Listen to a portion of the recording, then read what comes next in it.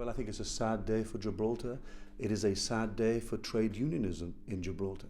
It is a return to the days of the 1980s where trade unions were being used effectively as a battering ram in political terms. I think it's also sad that we have somebody from outside Gibraltar who doesn't live here, who doesn't know the issues that are affecting everyday Gibraltarians, coming to Gibraltar and telling Gibraltarians how to vote. It's the worst form of colonialism, and I think the people of Gibraltar will understand that and will take absolutely no notice of what Mr. Coyne said last night. So what would happen if the GSD won the election and formed government? Can the union now expect a backlash from you? Absolutely not. The GSD is not in the business of backlashes to anyone.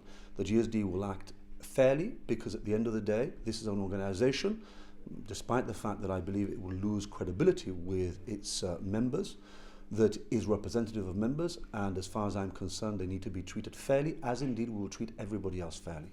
Mr. Coyne was critical of you for standing for austerity. Now, you have committed yourself to cutbacks in public service expenditure. Does this mean austerity?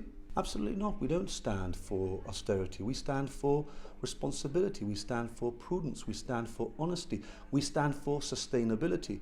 What will happen to those workers if at the end of the next 4 years, with a public debt of over £1 billion, because we've still got to build a power station and a sewage plant, there are problems for Gibraltar as a consequence of a Brexit by the United Kingdom. I think it's absolutely shameful that somebody from outside Gibraltar comes here to interfere in local politics the way that Mr. Coyne did yesterday.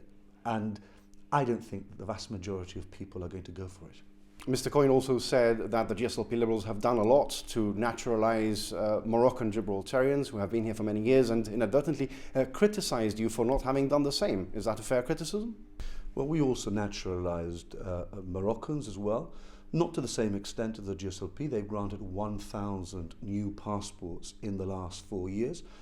But look, go back to the 1990s where you had Moroccans that were sitting outside number 6 Convent Place on an almost permanent basis. Look at what we did for the children of those Moroccans living in Gibraltar. We allowed them access to our schools and also to our hospitals, where at the time we were heavily criticised by publications that are sponsored by the GSLP, like The New People. Well, look, I have never actually tried to make a political tool out of the Moroccan community, and I don't see why Mr. Coyne, coming from outside Gibraltar, wants to do so now.